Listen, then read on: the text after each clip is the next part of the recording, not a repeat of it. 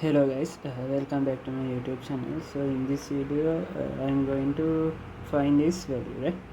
So in the last video I proved that Laplace transformation of EAT is equals to 1 over s minus a, right? Okay, so here s is greater than a.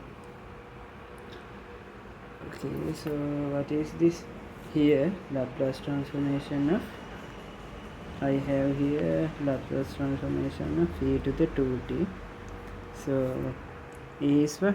It is 2, right? So this is 1 over s minus 2. It is s minus 2. Okay, so let's get another example. It is Laplace transformation of e to the 3t plus 1.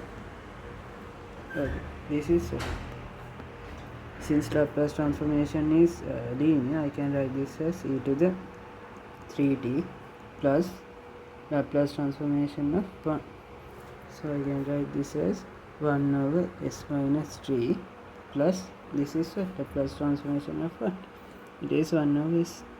So this is the answer. Okay, so thank you for watching. Let's meet in another property in the next video.